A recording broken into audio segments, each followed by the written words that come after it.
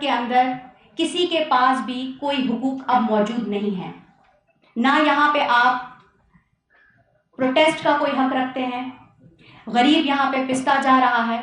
اس کے علاوہ جو خواتین ہیں ان کے ساتھ جتنے بھی مظالم ہوتے ہیں اس کے باوجود یہ ریاست اندھوں کی طرح پڑی ہوئی ہے اور کسی قسم کی کوئی آواز نہیں اٹھا رہی. عورت مارچ اسلام آباد نے پچھلے کوئی 6 سالوں سے ریاستی جبر کا سامنا کیا ہے، جس میں ریاستی جبر کے ساتھ ساتھ جو مذہبی فرقہ وارانیت والے گروپس ہیں وہ بھی کافی متحرک رہے ہیں. 2020 کے اندر عورت مارچ کے اوپر پتھراؤ ہوا تھا. 2021 کے اندر جھوٹے بلیسفیمی کے کیسز کیے گئے. 2022 کے اندر ہمیں پروٹیسٹ کرنے نہیں دیا گیا، ہمارے راستے روکے گئے، ہمارے اسپیکر بند کیے گئے. اور اس کے بعد 2023 میں ہمارا راستہ روکا گیا، ہم پہ لاٹھی چارج کیا گیا. 2024 میں ہمیں 1 انچ نہیں ہلنے دیا گیا اپنی جگہ سے. لیکن اس کے باوجود عورت مارچ اسلام آباد نے یہ طے کیا کہ ہم اپنی جگہ اور اپنی سیاست اور اپنا جو اسپیس ہے اسے ہم کلیم ضرور کریں گے. ہمارا بھی انہی سڑکوں پہ، انہی شاہراہوں پہ، اس شہر میں اور اس کے پبلک اسپیسز پہ اتنا ہی حق ہے جتنا پاکستان کے مردوں کا حق ہے. ہم نے کئی کیسز کا مقابلہ کیا، ہم نے کئی ڈیفیمیشن کی کیمپینز کو سہا. ہمارے خلاف کچھ میڈیا کے لوگ، جو کہ میں مین اسٹریم نہیں لیکن کچھ جو دیگر انصار جو ہیں ان کی طرف سے بھی ہمیں کافی جو ہے وہ ایک ڈیمورلائزیشن کا سامنا تھا. سائبر ہراسمنٹ کے جو ہے واقعات ہمارے ساتھ ہوئے. لیکن اس کے باوجود بھی ہم باہر نکلتے رہے ہیں اور ہم نکلتے رہے ہیں. اور ہم اسی لیے نکلتے ہیں کیونکہ ہمیں پتہ ہے کہ عورتوں کی سیاست اور عورتوں کے سوال پہ اگر ہم بھی نہیں بات کریں گے تو اور کوئی بھی بات نہیں کرے گا. اس سال کی تھیم اسی لیے بھی بہت زیادہ ضروری ہے کہ ہم پاکستان کی عوام کو ایک متبادل سیاست دینا چاہتے ہیں جو کہ فیمنسٹ سیاست ہے. یہ وہ سیاست ہے کہ جس کے اندر جنسی بنیادوں پر برابری کا تقاضا کیا جاتا ہے. یہ وہ سیاست ہے جس کے اندر مرد، عورت، ٹرانسجنڈر افراد، ہماری مذہبی اور دیگر اقلیتیں سب ایک برابر اور ایک اچھے، ایک محفوظ معاشرے میں سانس لے سکیں اور جی سکیں.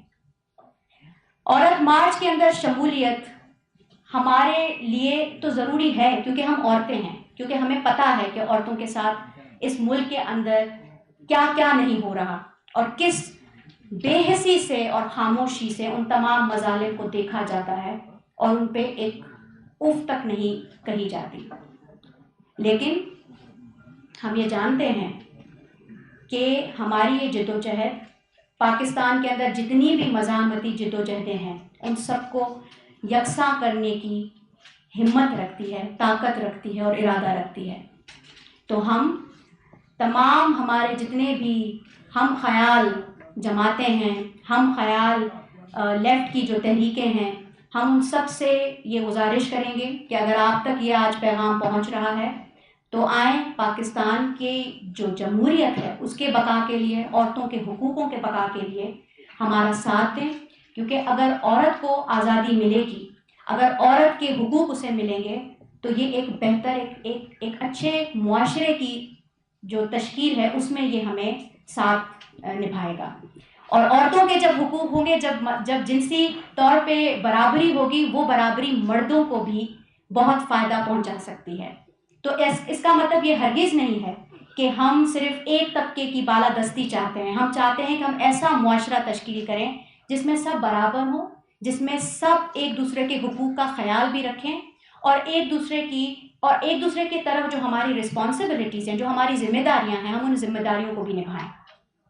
اس کے ساتھ ہم یہ اب آپ کے سامنے ہمارے اس سال کی جو ڈیمانڈز ہیں، میری ساتھی یہاں پہ ساری کی ساری موجود ہیں اور ایک ایک کر کے وہ آپ کے سامنے ڈیمانڈز پڑھیں گی. آپ سب سے گزارش ہے کہ پلیز ان ڈیمانڈز کو سنیے، انہیں لکھیے، انہیں رپورٹ کیجیے.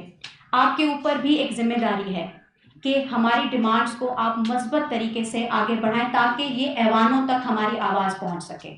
ایوانوں تک آواز پہنچانا میڈیا کا کام ہے. ہم اپنا کام کر رہے ہیں، آپ سے امید ہے کہ آپ اپنا کام کریں گے. سو پلیز ان ڈیمانڈس کو دھیان سے سنیے، اور اگر آپ کو کوئی سوال ہوں گے تو وہ ہم اس پورے سیشن کے آخر میں ہم سوال جواب کی طرف جائیں گے. بہت شکریہ. میں اب دعوت دیتی ہوں زینب کو کہ وہ اب اگلی ڈیمانڈس پڑھیں. جی السلام علیکم. ہماری جو یہاں پہ پہلی جی میرا نام برگی ہے. زینب چندن.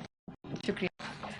ہم جو سب سے پہلے ہم بات کرتے ہیں جو ہمارا مقصد ہے صنفی بابی جو تشکیل چاہتے ہیں، تو ہماری جو پہلی جس پہ ہم سب سے پہلے بات کریں گے وہ ہے صنفی بنیاد.